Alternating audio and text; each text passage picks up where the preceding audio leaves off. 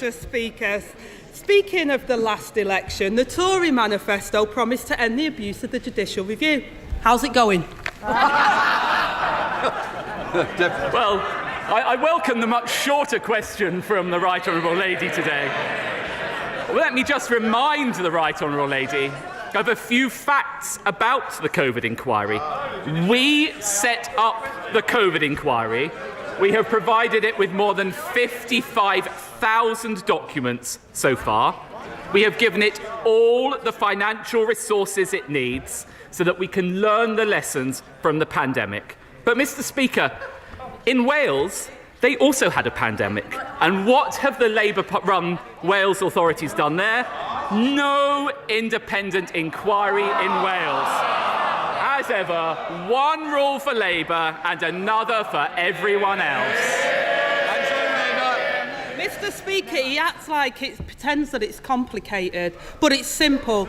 They set up the inquiry to get to the truth, then blocked that inquiry from getting the information that it asked for, and now they're taking it to court.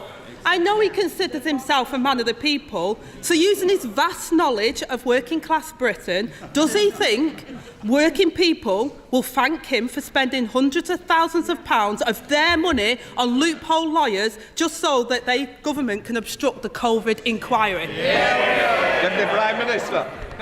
Well, we will provide the inquiry with each and every document related to COVID, including all internal discussions in any form as requested, while crucially protecting what is wholly and unambiguously irrelevant. Because essentially, the Right Honourable Lady is calling for years' worth of documents and messages between named individuals to be in scope. And that, Mr. Speaker, could cover anything from civil servants' medical conditions to intimate details about their families. But I really will say to the Right Honourable Lady, I find it extraordinary that she should lecture us on value for money for the taxpayer, when I understand she has now purchased 2 pairs of noise-cancelling headphones on expenses. Now, I will be fair to the Right Honourable Lady. If I had to attend shadow cabinet meetings, I think I'd want to tune them out too. Can I just say that Deputy Prime Minister was very good saying he was welcoming short questions. I'd also welcome shorter answers. Angela Rayner. Mr. Speaker, all we're asking for is what the COVID inquiry has asked for. And across the world, COVID inquiries are well underway. While his government hides information and shells out public money on legal bills for the Oxbridge one, the former Prime Minister is now demanding another $1 million to pay for his new lawyers. Now, I know the honourable gentleman and his former boss has fallen out, and maybe he wants to patch things up. But can he seriously say this is a good use of taxpayers' money? Deputy Prime Minister. If we want to talk about relationships between different people, I don't think we need to search her WhatsApp messages to know that there's no communication between her and the leader of her party. And I will happily stand up for our record on COVID, because when she and her party were carping from the sidelines, calling for longer lockdowns, I was working as Culture Secretary to keep our football clubs running, to protect our theatres and museums, and deliver the largest cultural recovery package in the Western world. That's the difference between her and me, Mr. Speaker. While she was collecting titles, I was getting on with the job. Mr. Speaker, I know for the last couple of years we've been trying to prep Prime Ministers for this, but these punchlines are dire. He really needs to go back to school himself. And speaking of school, thousands of children are missing from school. Absence has nearly doubled since before the pandemic. The Prime Minister says he's maxed out on his support for school pupils. But why did the government abandon its plans for a register of missing children? Deputy Prime Minister. Well, on the specifics of the Right Honourable Lady's question, that is not the case, and we continue to keep the policy under review. And what I would say is I I am very proud of this government's record on funding and support for schools. £4 billion more this year, £4 billion next year, and the result of all of that investment is we have the highest standards of reading in the entire Western world. What a contrast from when the party opposite were in power. Angela Rayner. So there we have it, Mr. Speaker. Thousands of children missing, under review still. So let me ask him about something else that's gone missing. The Public Accounts Committee this week revealed that the government's fraud increased fourfold, with ministers overseeing the loss of £21 billion of taxpayers' money in the last 2 years. Can he tell us how much of our money they expect to recover? Deputy Prime Minister. Well, Mr. Speaker, we are working tirelessly to recover those funds and we have made huge progress already. But again, if the party opposite wants to talk about good use of taxpayers' money, what do we have from the party opposite? Plans for an unfunded £28 billion spending spree. And what would that do? Drive up borrowing, push up interest rates, adding £1,000 to everyone's mortgage. Mr. Speaker, I know they're out of touch, but even she must realise that Britain cannot afford Labour. Angela Rayner. Mr. Speaker, Britain can't afford any more of the Conservatives. And he seems to have lost count. The answer is a quarter.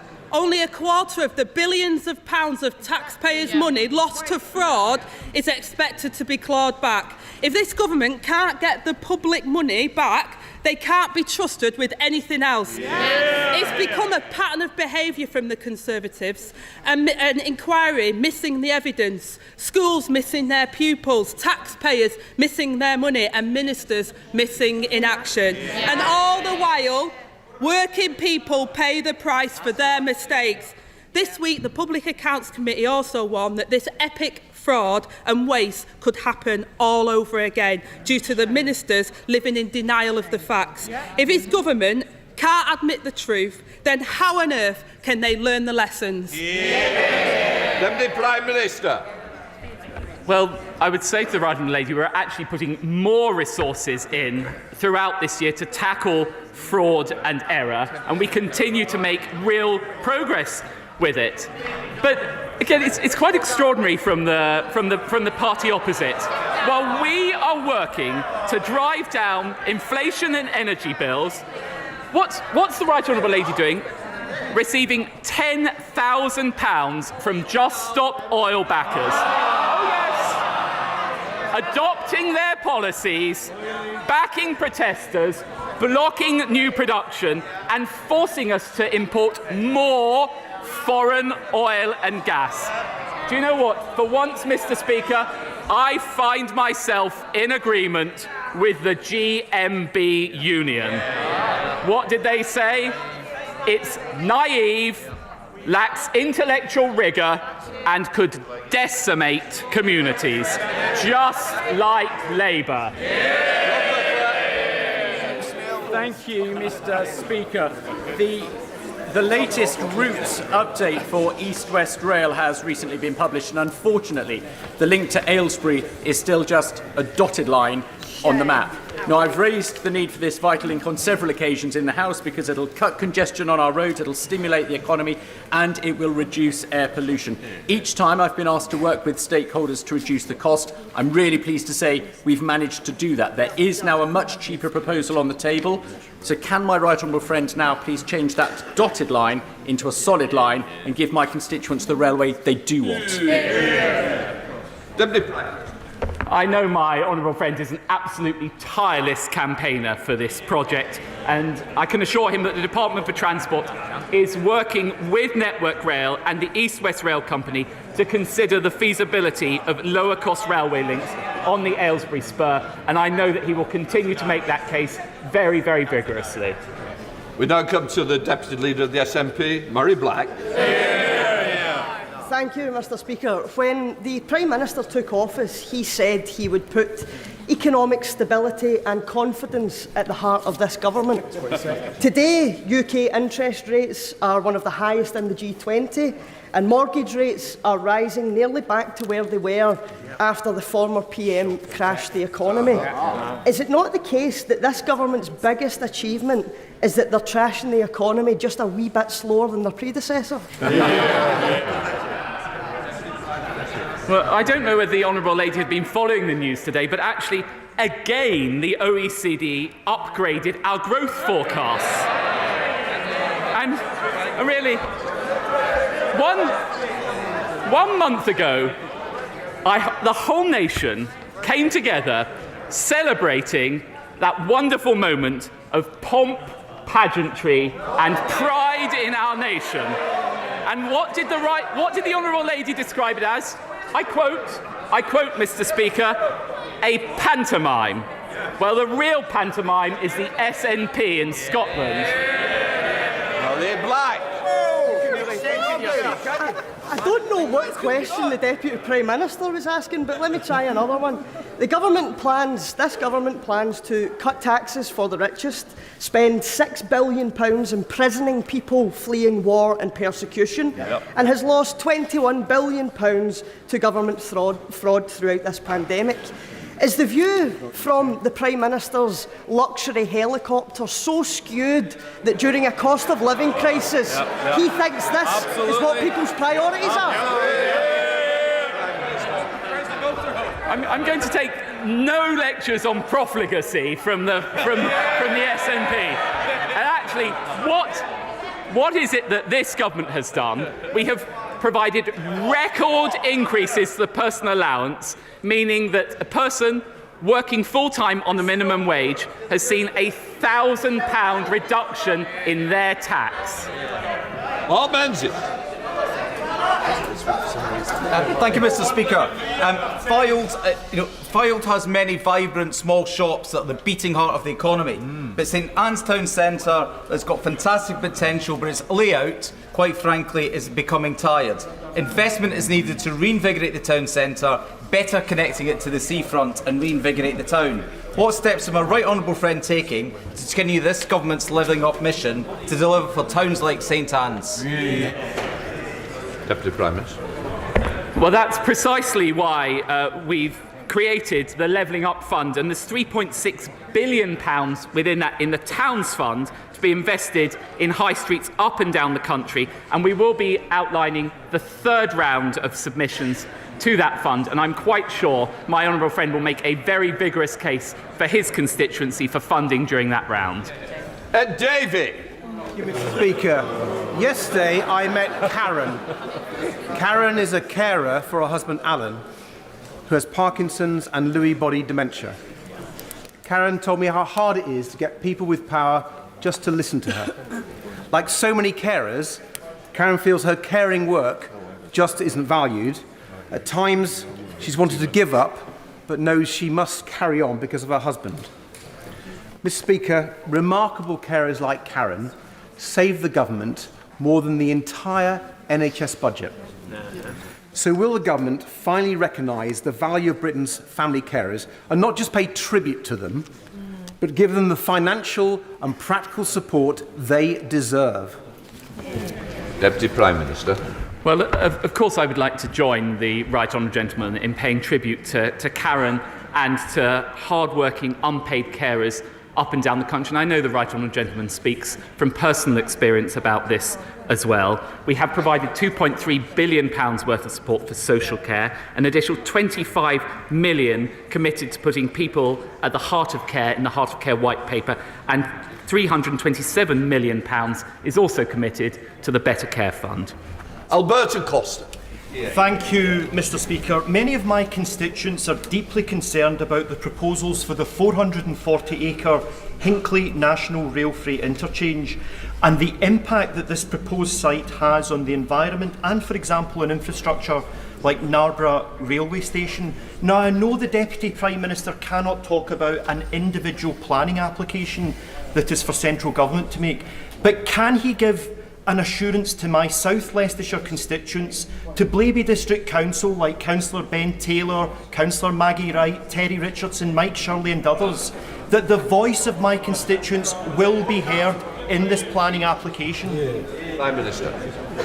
Well, I know from the vigorous campaigning of the honourable gentleman that his constituents' voice has been and will be heard. As he knows, I can't comment on individual cases. What I can say, Mr. Speaker, is I have experience of this in my own constituency as well, and I know what a blight can be provided by those rail freight projects. So I do have every sympathy for the case that he is making. Bonnie Cowan. Thank you, Mr. Speaker. Deputy Prime Minister, this week we heard plans for 2 universal basic income pilots in England. There have been similar schemes planned for Scotland, Wales and Northern Ireland. With the progress of the gig economy and the acceleration of artificial intelligence, it's clear that the working environment will need drastically overhauled. Will this government waken up to the reality of the situation and instruct both the DWP and HMRC to engage with these pilots so we can constructively assess the pros and cons and work to safeguard a less precarious future for the next generation? Deputy Prime Minister. Well, Mr. Speaker, the government and I have never been convinced about the case for a universal basic income. We're not alone in that. It's also the position of Paul Johnson of the IFS. I think a much better solution is to create more jobs, which this government has done, and cut taxes on working people, which is what this government has done. That is the route for prosperity for people up and down the country. Lynn Foster. Thank you, Mr. Speaker.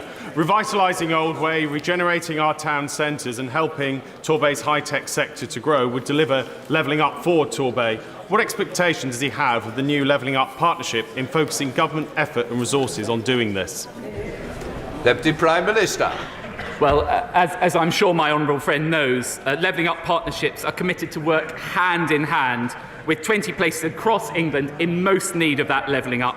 They're backed by £400 million worth of investment, and I know that my honourable friend will make the case most robustly for funding for his constituency. From West. Thank you very much, Mr. Speaker. After 13 years, the government has repeatedly broken its promise to repair social care. Post-pandemic, I've been visiting sheltered housing schemes in Hornsey and Wood Green, and time after time, basic services, dentistry, podiatry, befriending are all missing. Will the government take urgent action and repair this mess, or will it be down to Labour again to pick up the pieces? Deputy Prime Minister. Well, for the NHS as a whole, this government has provided record additional funding, and indeed, since we came to power in 2010, funding is up £70 billion. And in addition, in respect of social care, my right honourable friend, the Chancellor, has provided a further £2.3 billion worth of support to this vital sector. Dame Andrea Liz. I congratulate the government for its determination to bring forward the rollout of electronic patient records for everyone in England. And can I ask my right honourable friend to confirm that this gives us a brilliant opportunity to roll out the digital version of the Red Book that is so transformational for every family in giving their baby the best start for life? Deputy Prime Minister. I totally agree with my right honourable friend, and I know what a tireless campaigner she has been on this issue, both in and out of government. And yes, I'm happy to confirm that the so-called digital Red Book will be rolled out, and we expect it to be delivered over the course of the next 2 years. Gavin Newland. Thank you very much, Mr. Speaker. The Deputy Prime Minister likes to call himself Mr. Normal. He went to a normal school and he understands normal people. We know that normal people are struggling in this Tory cost of living crisis. People like nurses, who he said had unreasonable wage demands.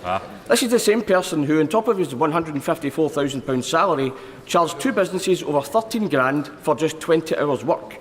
That's £670 per hour. Does Mr. Normal really think he's worth 65 times a Band 2 nurse? I'm not quite sure what the question was aiming at, but what I can say to the honourable gentleman is actually this government has provided over £3,000 worth of support to help people through the cost of living. And why have we been able to do that? thanks to the strength of our economy and the strength of our union. And what's happening in Scotland, the SNP government are putting taxes up on ordinary, hard-working people. Lake Drummond. Thank you very much, Mr. Speaker. And we're all concerned about the 81,000 children that are not in the school register and under the term home educated. And no one, not local authorities or schools, can honestly answer the question, how many children are not in school? Therefore, how can we know that every child is safe and suitably educated? These children are out of sight and out of mind. The Secretary of State for Education has said that this is one of her priorities, as had the Education Select Committee. So can I ask my right honourable friend to expedite my 10-minute rule bill to place a duty on local authorities to maintain a register of children who are not in school, so that we can ensure that every child is visible, safe, suitably educated and receiving the support to enable them to thrive? Deputy Prime Minister. Mr. Speaker, we do want to ensure that all children are safe and have access to an excellent education. And of course, local authorities must seek to identify children missing in their area and ensure that they are safe. The Department for Education continues to undertake work to support swifter identification and greater support of children missing in education. Neil Griffin. Well, in spite of government spin to the contrary, the backlog of undetermined initial asylum claims has risen even since December from 160,000 to 170,000 plus. Caseworker numbers are down, returns are still down. So will the Deputy Prime Minister agree to meet me to hear my constituents' concerns about the Home Secretary's plans to commandeer yet another hotel, the Stradey Park in the village of Furness, and explain what more he will do to speed up clearing the backlog so as to return people to safe countries, settle genuine refugees and avoid the need to use the Stradey Park Hotel? Deputy Prime Minister.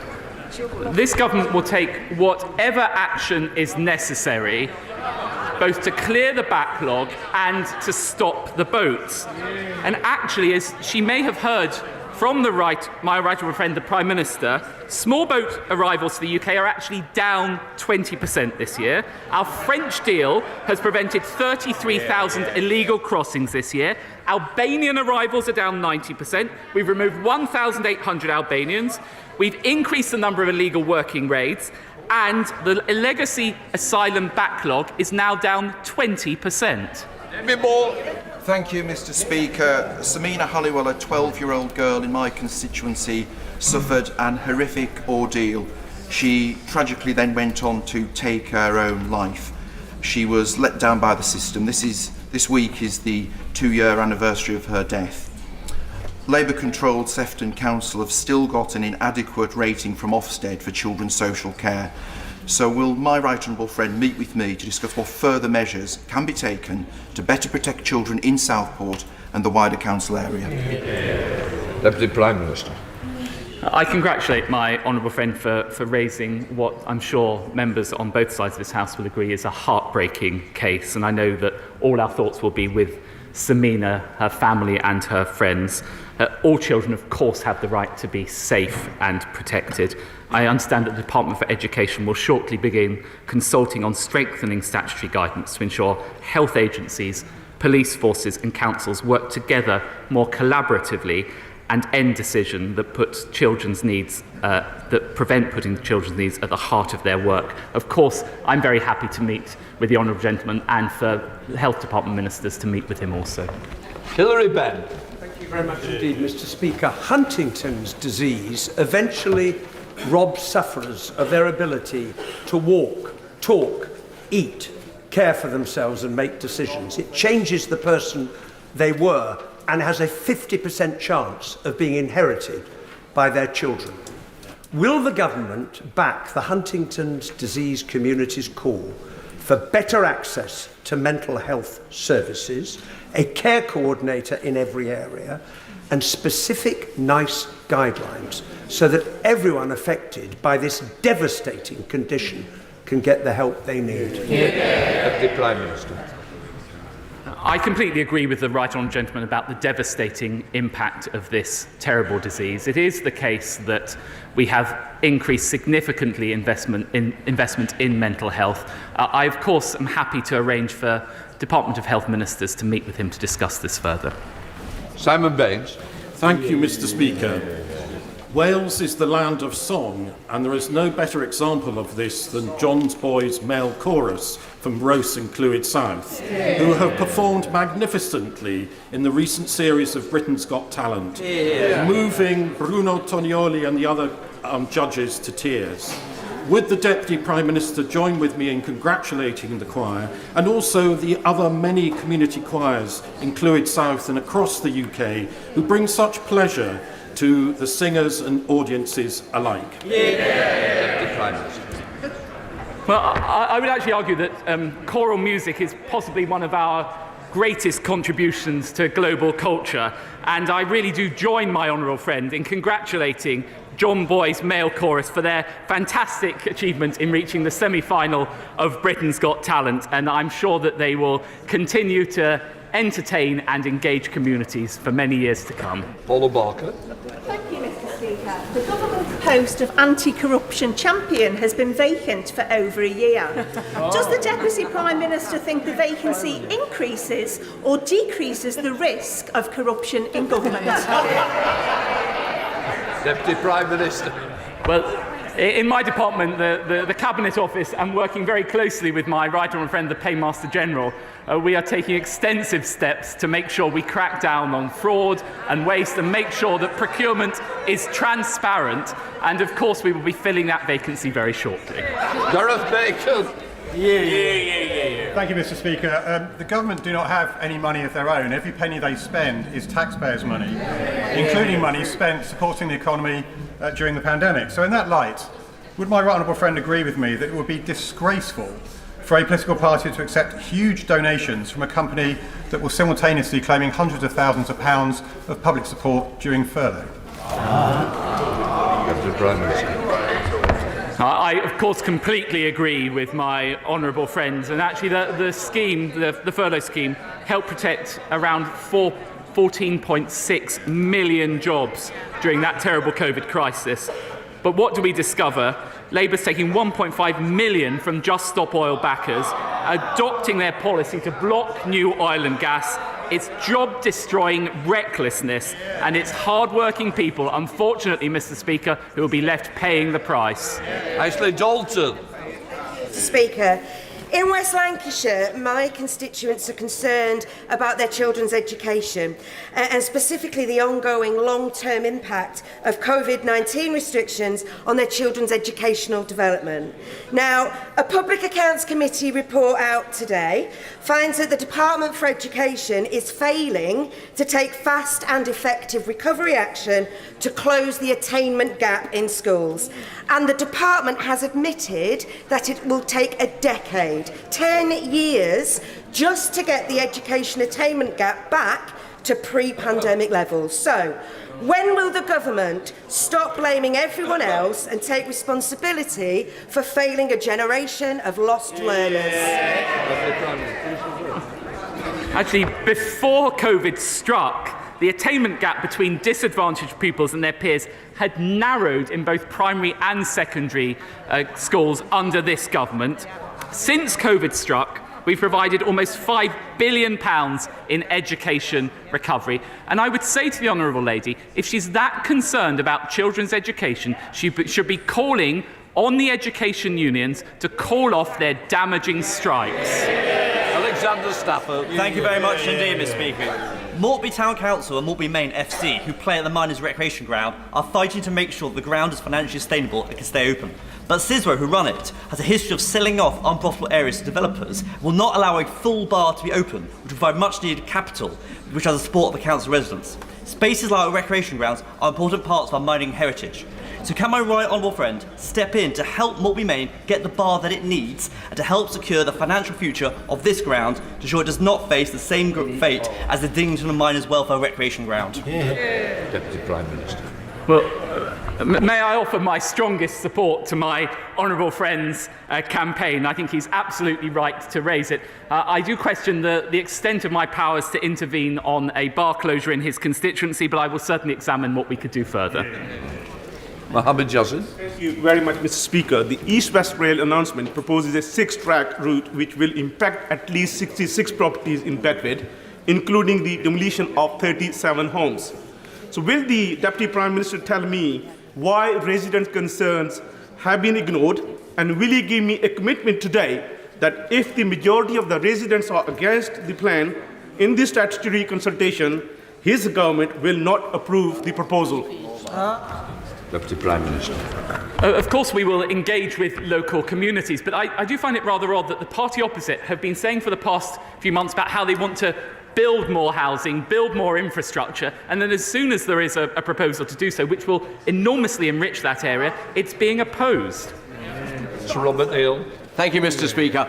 The Deputy Prime Minister will know that the calling of an early election in Spain has caused some concern about delay to achieving a treaty between the United Kingdom and the European Union in relation to Gibraltar. Will he confirm that it remains the policy of Her Majesty's Government to prioritise achieving such a treaty once the outcome of the election is known, and that the Government will do all that is necessary to secure that treaty for the benefit of Gibraltar and its Spanish neighbours, and to give all the necessary support to Gibraltar and its British people for their future security and prosperity? Deputy Prime Minister. Well, I can assure my honourable friend that the United Kingdom and His Majesty's Government remain steadfast in its support for Gibraltar, and I can assure my honourable friend that we are working side by side with the Government of Gibraltar, and we remain committed to concluding that UK-EU treaty as soon as possible. Final question, Fleur Anderson. Thank you, Mr. Speaker. Today, the OECD have said that the UK is on course to have the higher rate of inflation than almost all of the other G20 countries. It's families in Putney and up and down the country who will be suffering because of this. Will the Deputy Prime Minister finally commit to introducing a proper windfall tax on the enormous profits of the oil and gas giants and take pressure off struggling households? Deputy Prime Minister. Well, we actually introduced a bigger windfall tax than the Labour Party were proposing, thanks to that 75% windfall tax. Last winter, we paid half of people's energy bills, and she talks about the OECD. What she failed to mention was that the OECD today gave the highest upgrade of growth to the United Kingdom compared to any other country. Please, questions.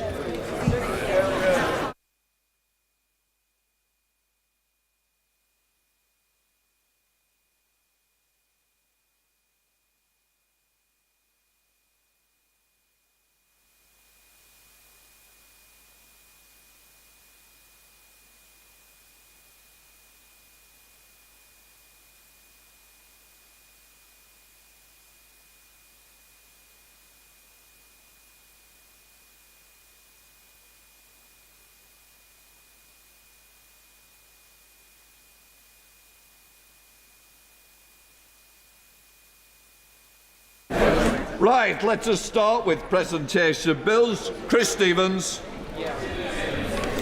Food Poverty Strategy Bill. Second reading what day? 24th of November. 24th of November. Well done, Chris. Okay. Right, so let us come to the 10-minute rule bill. Mark Palsy. Thank you, Mr. Speaker, and I beg to move that leave be given to bring in a bill to require a person riding a bicycle on the public highway to wear a safety helmet and for connected purposes. Mr. Speaker, back in November 2015, my then 15-year-old constituent, Oliver Dibsdale, was cycling along Hillmorton High Street in Rugby when his foot slipped off the pedal and he fell. He hit his head on the curb and was left with a serious brain injury.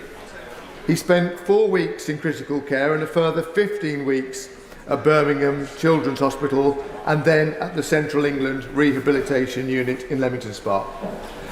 Mr. Speaker, Oliver had hoped to be in the public gallery here today, but because of the severity of his disability, he would have needed 2 support staff to accompany him from Rugby, and he would have had to meet the significant cost of their travel expenses. Oliver was told by his doctor, Dr. Badwan, that had he been wearing a helmet, he may still have sustained an injury, but that it would have been far less severe. When I met Oliver, he told me that he usually wore a helmet when cycling, and he bitterly regrets his decision on that particular occasion to ride without a helmet. He's spoken to me in a very moving way about the impact that his injuries had on his family, the guilt that he feels for the amount of time they have had to spend caring for him, and he very much wants to help other families avoid this fate, and this bill will achieve this aim. Now, mandatory wearing of cycle helmets has been considered here in Parliament. My honourable friend, the member for Wellingborough, introduced the Bicycles Children's Safety Helmets Bill as long ago as 2007.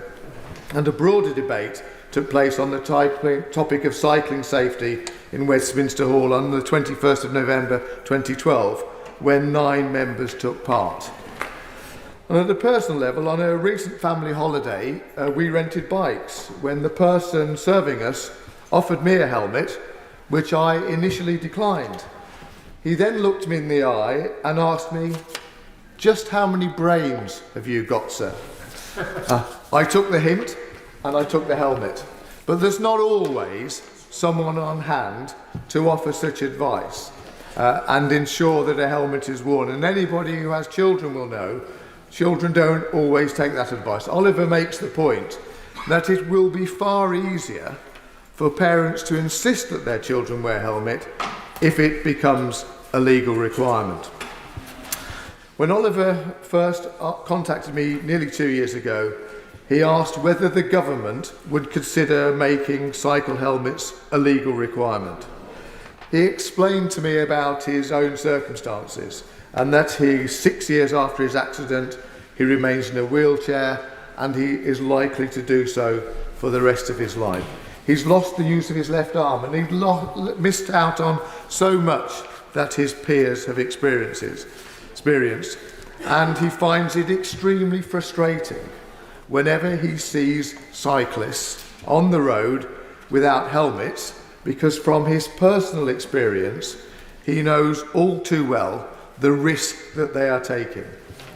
After my meeting with Oliver, I wrote on his behalf to the Department of Transport, and I received an explanation of the work that's been undertaken as part of the cycling and walking investment strategy that occurred in 2017 and a subsequent consultation in 2018.